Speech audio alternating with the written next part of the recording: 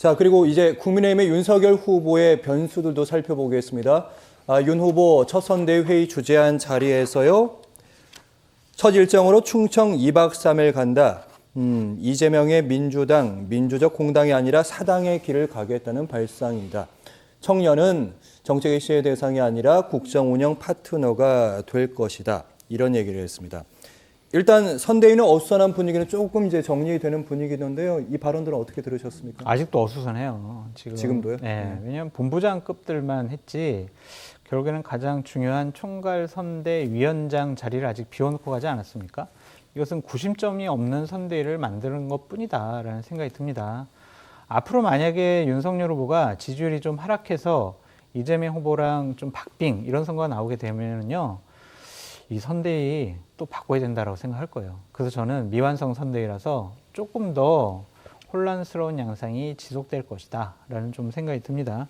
기본적으로 민주당과 이재명 후보를 공격한 것은 당연히 후보로서는 해야 될 일이라는 생각이 들고요.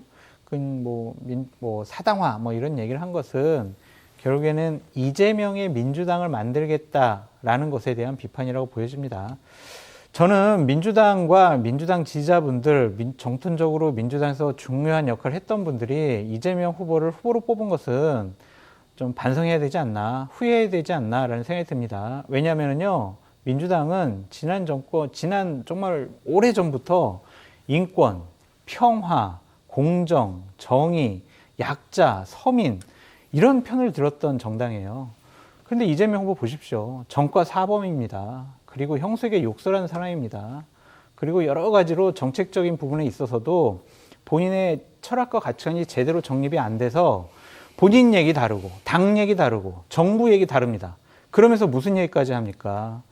주택은 공공재고 토지는 국민 모두의 것이다. 이런 사회주의성 발언을 하고 또 어제는 무슨 얘기 했냐면요. 근본적으로 헌법적인 상권 분립에 대해서 부정하는 듯한 얘기를 했어요. 기재부가 말을 안 들어 기재부를 끌고 갈 수가 없어 이런 식의 얘기를 합니다. 우리나라 입법, 행정, 사법에 삼권 분립이 되어 있는 견제와 균형을 통해서 나라를 운영하는 겁니다. 본인이 대통령도 아니잖아요. 그냥 대선 후보 한 명이 왜 기재부를 끌고 가지 않는다, 왜 기재부는 말을 안 듣느냐 이런 식으로 협박을 하는 게 맞습니까? 이런 것들이 헌법적 가치에 의한 우리 대한민국 민주주의 자유시장 경제에 맞지 않는 후보를 뽑았다. 그래서 당연히 민주당은 반성하고 후회해야 된다라는 점을 윤석열 후보가 공격한 것이 아닌가라는 생각이 듭니다. 네, 김성환 평론가께는 이제 반론도 좀 부탁드리겠고요. 사실은 이재명 후보 같은 경우에는 PK 지역을 처음 방문했고요. 그리고 충청행으로 윤석열 후보가 첫 일정으로 잡았습니다. 두 후보가 좀 차이가 있네요. 그 부분도 짚어주시죠.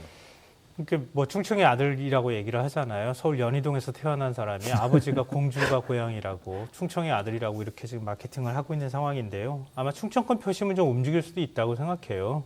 근데 충청권 표심이 굉장히 중요하다고 얘기하잖아요. 속내를 잘 내비치지도 않을 뿐더러 상대적으로 중도층이 굉장히 많고 또 이 캐스팅 보트를 쥐는 경우도 꽤 있었기 때문에 충청권 표심이 또 중요할 수밖에 없을 거예요.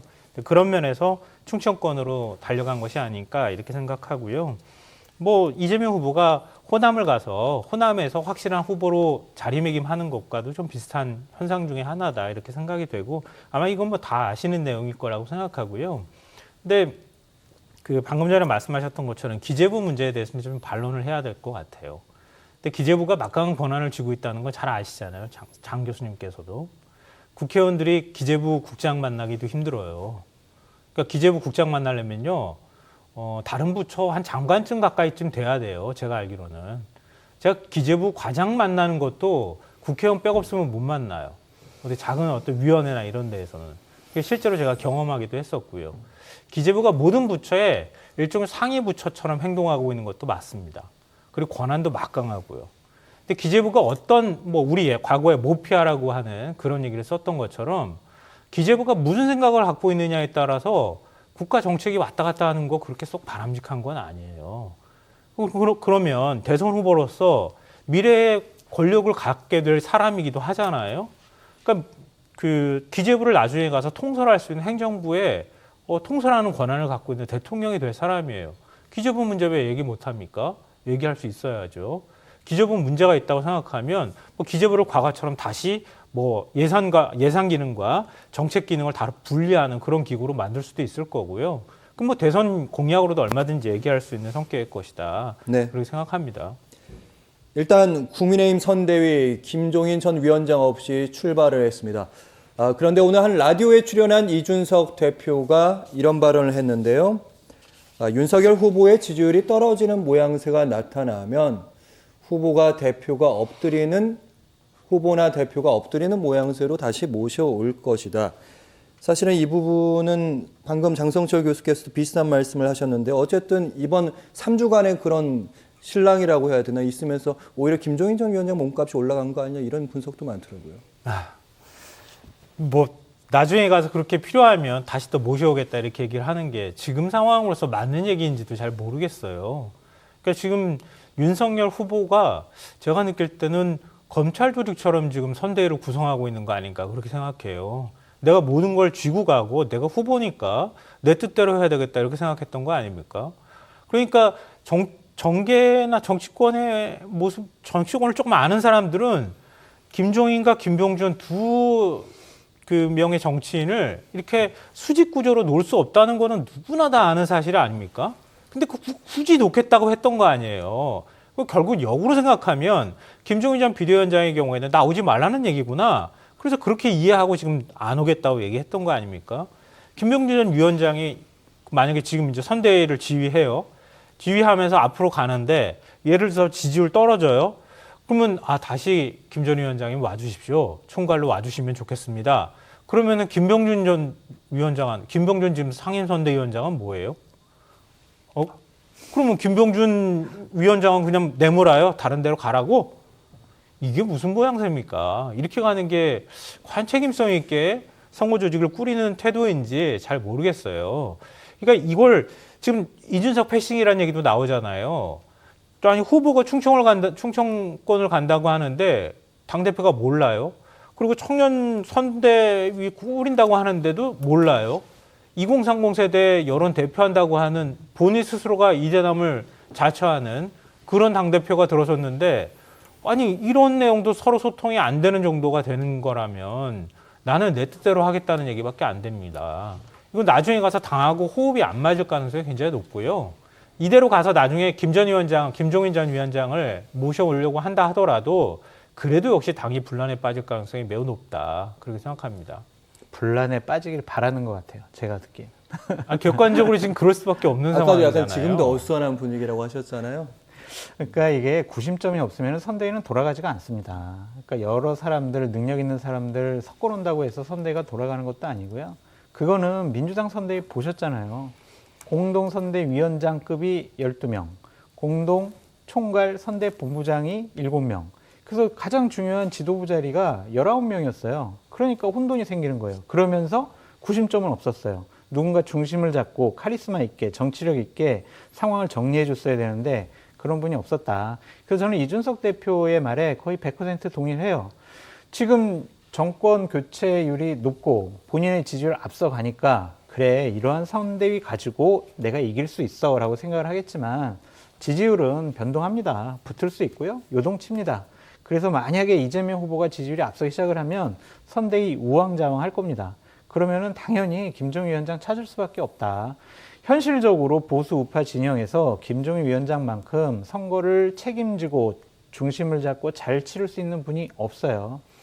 지금 윤석열 후보가 어떠한 생각을 갖고 저런 식의 선대위를 구성했는지 솔직히 이해가 안 되는 부분이 많은데 찾을 수밖에 없다라고 말씀드립니다.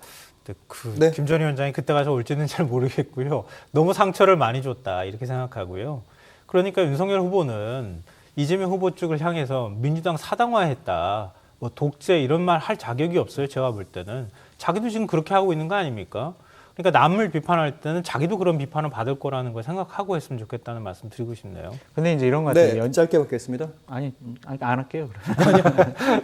그러시면 어떻게 돼요? 말 그러니까 꺼내셨으니까. 이게 김종인 위원장 문제는 이제 연인들이 결혼하려고 할 때 차 사줄게 나랑 결혼하자. 결혼해주면 차도 사주고 뭐도 사줄게 이랬는데 차 가지고 이제 안 될 거예요. 이제 나중에 집 사줄게 이제 나랑 결혼해줘.